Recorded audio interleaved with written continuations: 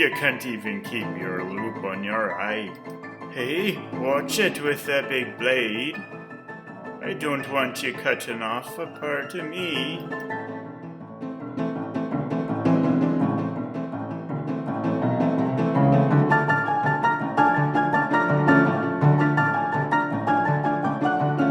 What are you doing? What's that stuff? What are you putting on me?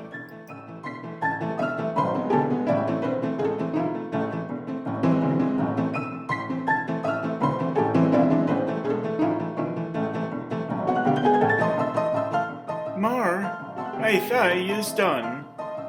Well, hey, a tickle.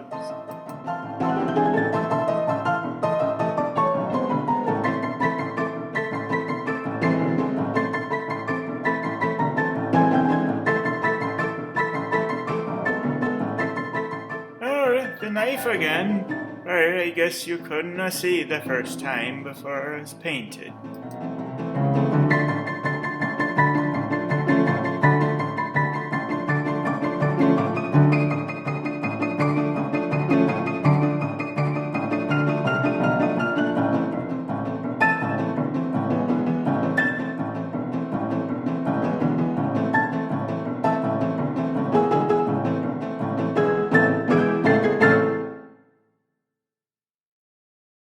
The worst part of painting a miniature, aside from the ridicule of the inner monologue, is knowing where to start. The figure is not a blank canvas. The artist who sculpted the character or monster had a vision, and painting it is a sort of dialogue between painter and sculptor, in which your collective creation will emerge. The hope is that it will have a unique personality of its own by the end of the process. This miniature, called Oswald Be Overladen on the package, and sculpted by B. Jackson, carries many items that lend themselves to interpretation of character. He clutches a book in one hand and cradles no less than 3 weapons in the crook of his other arm. His shield is strapped high in his pack, and from it dangles the plucked carcass of a chicken or turkey. He has a bow, a barrel, a bag, and a bottle, as well as 2 bedrolls. The cast-iron pan, strapped on, I imagine, as an afterthought, bangs against the back of his leg with each stride. If his lantern is lit, it illuminates the ground behind him and casts his own shadow before him in gigantic caricature. With all of this, how do I start painting? And, more importantly, who is he, and where is he going?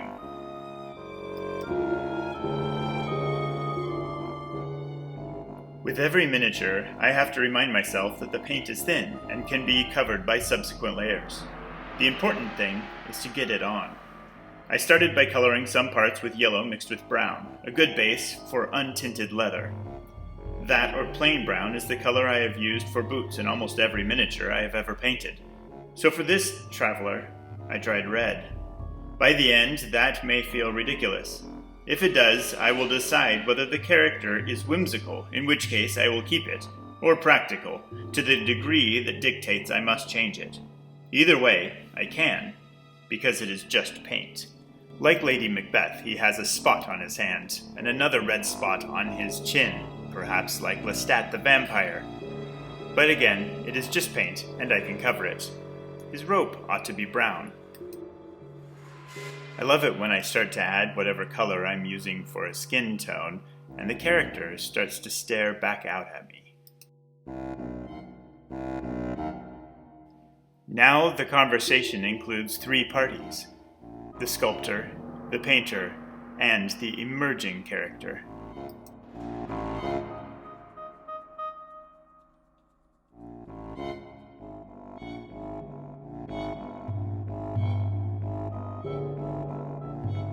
The key for me at this point is to know that I will come back to each color at least one more time, so if I miss something, I will have another chance.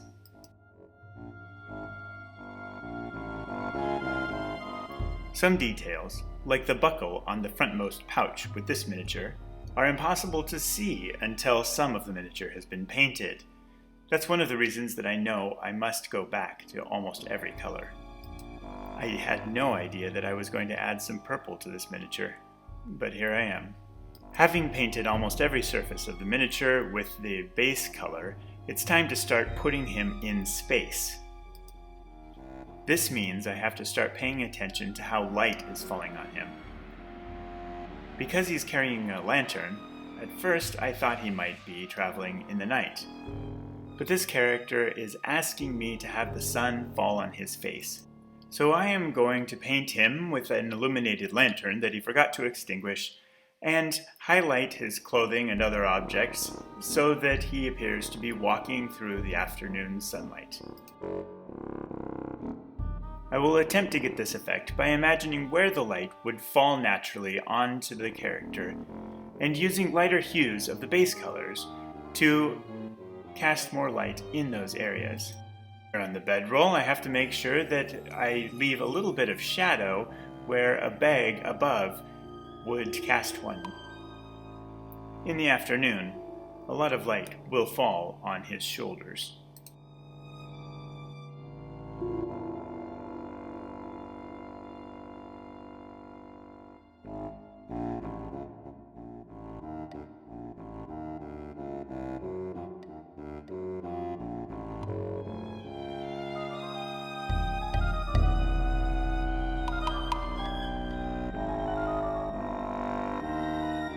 The pages of the book present a problem. I want them to be very light, but I already painted them with a darker color. So, while I have yellow out, I'm painting them. That will give a yellow undertone to the pages, but I am going to paint them even lighter later. Don't forget to highlight your poultry.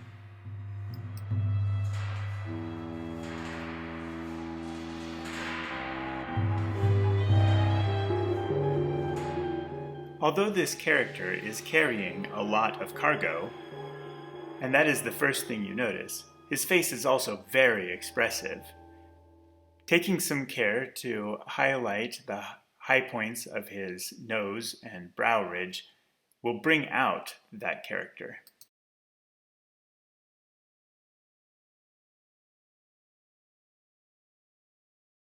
His cheeks and chin are also quite prominent, and will reflect that afternoon sunlight. For all of these, I use a lighter shade of the same skin tone I put on his face before. I make it simply by adding white to the original skin tone. The lightest parts of this figure should be at the very top. I've already highlighted the top of his hood or hat, but it needs more layers of highlight to have a natural look. For this face, I am trying to emphasize the eyes by painting a brown pocket around the eye. Later I will paint white over the brown, leaving only a slim margin of the darker color. I've done this before with black, and the result was too harsh for my liking.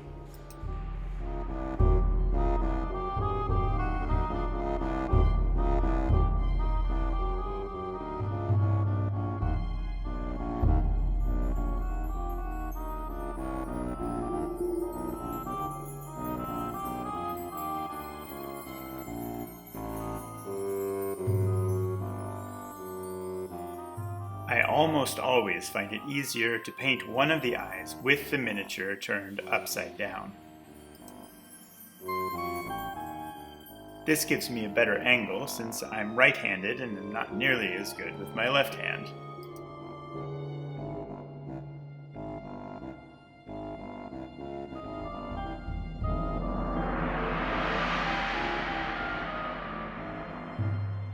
I'm giving him green irises, and even though they will probably be invisible in the final miniature, they certainly speak to my own imagination when I think of this character.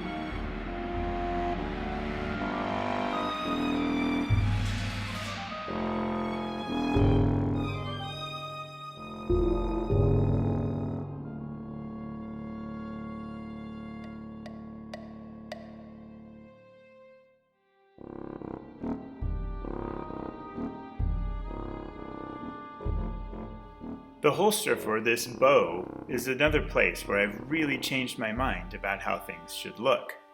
No problem, I'll just paint over it.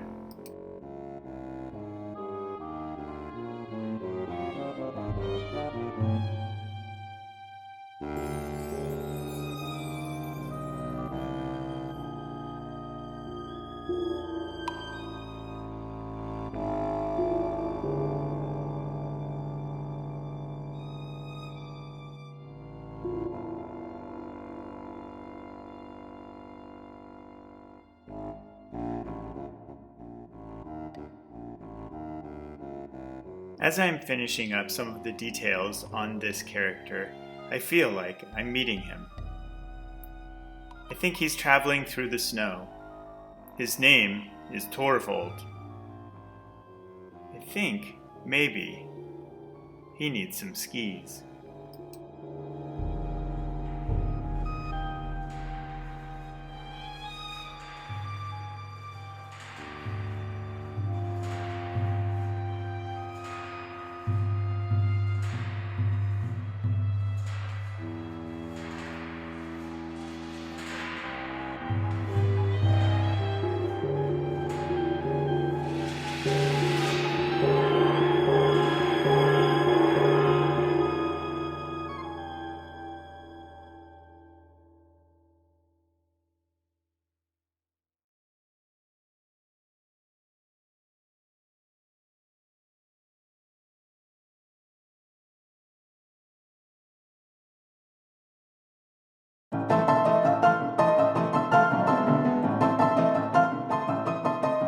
But I don't need a wash. I bathed just last month. It just got not muddy on me.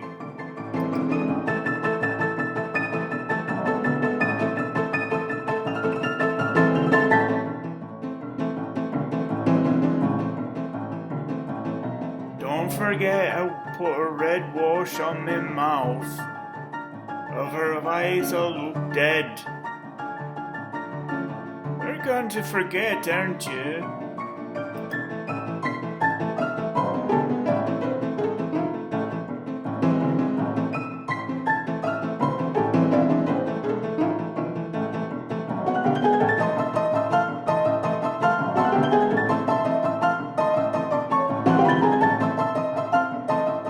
You know it's snowy out there. Are you gonna give me any skis to get around?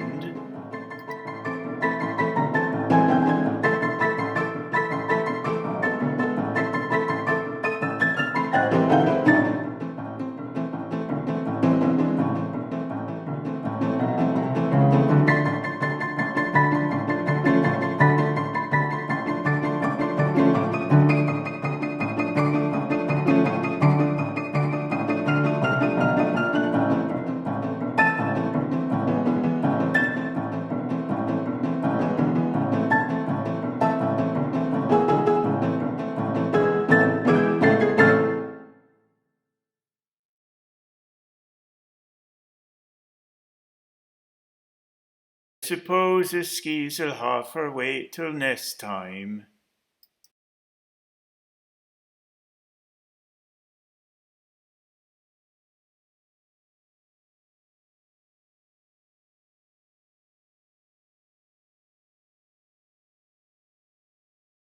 Yes, he needs some skis.